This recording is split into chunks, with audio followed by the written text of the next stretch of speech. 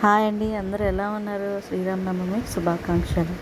ఈరోజు నేను చాలా స్పెషల్ ఐటమ్స్ చేయబోతున్నాను. అదేంటంటే సేమియా, బెల్లం బూరెలు, పులిహోర ఈ 3 చేయబోతున్నాను. అవి శ్రీరామునికి ప్రసాదం కింద. ఈరోజు ఏంటంటే ముందుగా మనం సేమియా చేసుకుందాము. సేమియా ఎలా చేయాలో తెలుసుకోవాలి. అందరికీ సేమియా పాయసం అంటే చాలా ఇష్టం అందరికి కూడా.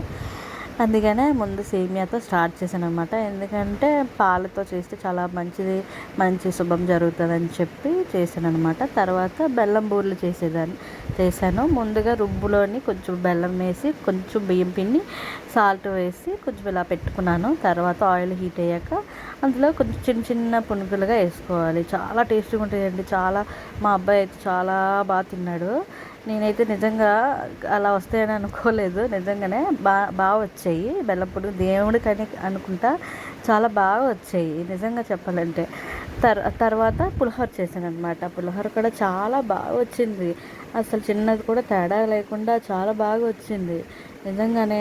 పులిహోరకి ఏమేమి కావాలి అంటే కొంచెం ఆయిల్ వేసి దాంట్లోని పల్లీలు, పచ్చిమిర్చి, చిన్న అల్లము, పసుపు, ఉప్పు, ఆయిల్ వేసి కొంచెం వేయాలన్నమాట. వేసిన తర్వాత చింతపండు గుజ్జు వేసేసి ఇలాగ బాగా తిక్కుగా వచ్చేలా చూసుకోవాలన్నమాట. తర్వాత పక్కన ఆ రైస్ పెట్టుకొని కొంచెం ఆరబెట్టుకోవాలి.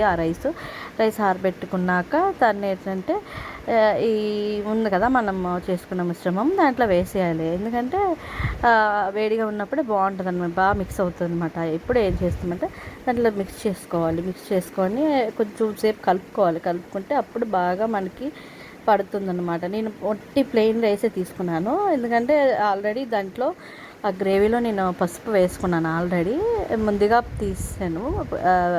వైట్ రైసే తీసుకున్నాను నేనైతే. అందులో ఏమీ పసుపు యాడ్ చేయలేదు. ఇంకా అలాగ కొంచెం దానికోసం అలా ఎక్కువ క్వాంటిటీ తీసుకోలేదు, కొంచెం క్వాంటిటీ తీసుకున్నాను. చింతపండు కూడా కొంచెం తీసుకోవాలి. తర్వాత అలా కొంచెం దీనికోసం పోపు పెట్టాలన్నమాట. పోపుకి ఏమేమి కావాలంటే కరివేపాకు,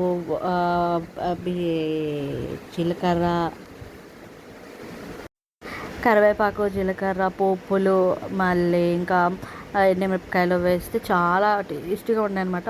ఆయిల్ హీట్ అయ్యాక ఒకేసారి వేసేయాలి. ఇక్కడ నేను ఒకేసారి వేయడం వల్ల టప్మని తుల్లిందనమాట. నిజంగా తులుతుందని అనుకోలేదు నేనైతే.